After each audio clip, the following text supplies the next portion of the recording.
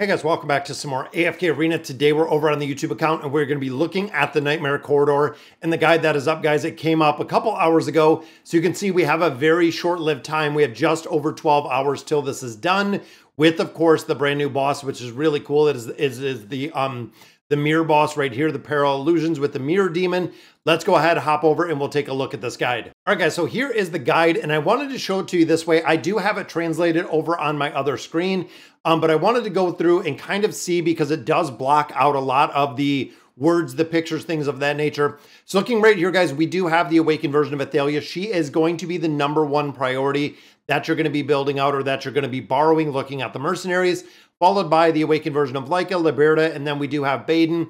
Awesome to see that Baden is still hanging on here, guys. Then we do have Belinda and we have Sophia. Unfortunately, you can see the awakened version of Belinda, not a huge importance within this mode. Now this one, of course, the first team that we look at is the awakened version of Sophia, and they have Demia in here. So overall, we know, looking at this build out, it is the awakened version of Thane as they provided within the screenshots right here. That does a lot of the damage. It is not Sophia, but it is that awakened version of Thane. In addition, Demia doing a lot of damage within this formation. Now looking at, again, this is the first boss. We are running the Owl right here. Now, if you do not have Warwick and Thane, Warwick and Thane do go together incredibly well. Warwick with the Bone Breaker ability amplifies the damage that Thane is putting out. So if you are not running Warwick and Thane, if you do not have that dynamic duo, swap over to Anasta and Orin. Now, we've known this for quite a while now. Orin is actually a cheaper version of the awakened version of Thane. Does a little bit less damage, but not super harsh. It's not like you're going to be doing 3 billion versus 6 billion. And then overall, Anasta, of course, you do want to run in there instead of Warwick. She's going to provide similar buffs to what we see with Warwick and Thane within this formation.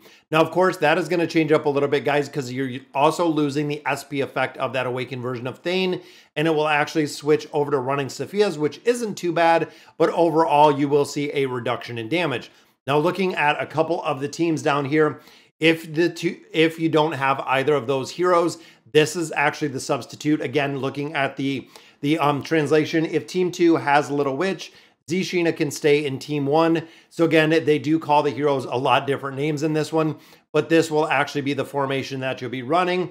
If there is no Little Witch, meaning if you do not have Demia, this will be the one that you're running with the awakened version of Belinda. We have Ivan in there for the buffs, Rain for the buffs, we have Jerome for the buffs, but Theo for the buffs, which everyone is literally buffing up that awakened version of Belinda, which of course, if you have her built already, could be a very good variation. Now remember, guys, you can run this 10 times, which means going into this game mode, run it 3 or 4 times with the teams that you have. Try some of the alternate teams depending on the builds that you have, and kind of go from there. Now looking at our next team, this of course is running Rowan, and then we have Jerome in here. Orthos, we have old school Scarlet, which is still super strong. And then we have Lucia in here. And then of course, right here with the Blade Ridge. And overall, guys, if you don't have Lucilla, you can do Demia, you can do Ivan. If you're missing Jerome, Anasta and old school Estrilda will still do incredibly well. Can't wait to see the skin that we're going to get from her. I'm super excited to see that. So looking at our next formation, guys, it is Rem and it is Trishia. Super strong. Now, even looking here with the awakened version of Aziz, you only have to have him gold. If you only have 1 single copy of him, the SP effect is what you're looking to get out of here, and he will provide it even with 1 single copy. We have Amelia in here, we have the twins, and then of course the Winged Lion. Alternate versions in here, or secondary versions. Baden with Aziz again. Aziz is really the trigger for this one. We have Hodgkin, we have Estrilda and the twins. And then, of course, Mulan with Vithiel. This is an old school combination that we've seen. Amelia in here, and then, of course, the twins with Aziz again. Super important that you have at least 1 basic copy of Aziz just for the simple SP effect, and that's really what we do look for in this formation itself. Now, looking at the next boss, this is when it gets into the awakened version of Leica. You can see, guys, if you don't have Olgath, you can put Lucilla in there. Interesting to see that Saurus is still in here, guys. Now, Saurus, of course, is a huge, not only damage dealer, not as strong as he used to be, but overall, he will keep a team alive if he continues and keeps all of his stacks, which is the case in here. And then, of course, if you don't have right here, if you don't have Leica, you can do Matria and Mortis with Olgath. is going to be the combination that you do want to run in there. Now, Naruko is in here and Liberta is in here as well, guys. Naruko, again, buffing, damage, healer, absolutely a requirement for a tank. And then we do see the spider in that formation. Now, alternate formations to this, bring Sophia into this formation. So again, looking at this one, if you don't have the awakened version of Laika, you can do a couple substitutions. If you don't have Naruko, you can actually go Tamaris. We have Anasta, Antandra, and we do have Saurus in this one. And then, of course, a third variation on the bottom, which is kind of the low-profile one that they refer to. Liberta with Baden, Antandra with Silas, and then with Hodgkin in there, again, running the spider.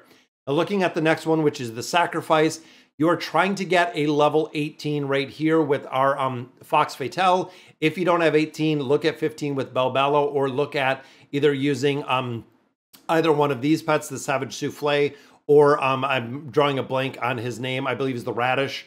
But then looking at this one, guys, we have the original version of, or excuse me, the awakened version of Solus. Palmer in here. We are running Rosaline in here with Taylene, and then, of course, Lorzen. This one, I believe, Rosaline does follow, and you can set it on the awakened version of Solus, which works incredibly well within here.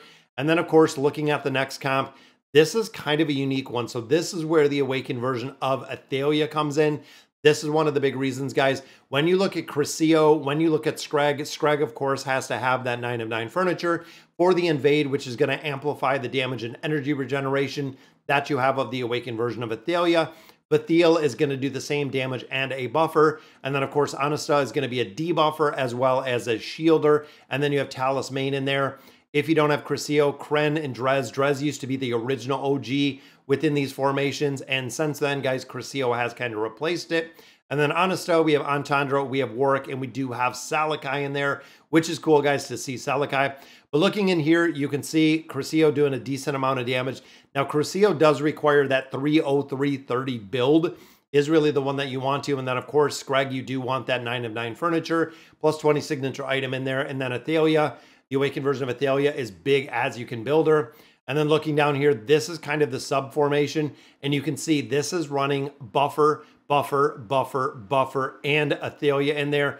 21.44 billion damage on the final boss, running a level 121 talisman right there, which is kind of interesting, the breakout or the difference between them, because right here you're at 30.05, here you're at 42, depending on the builds, which are the best in slot.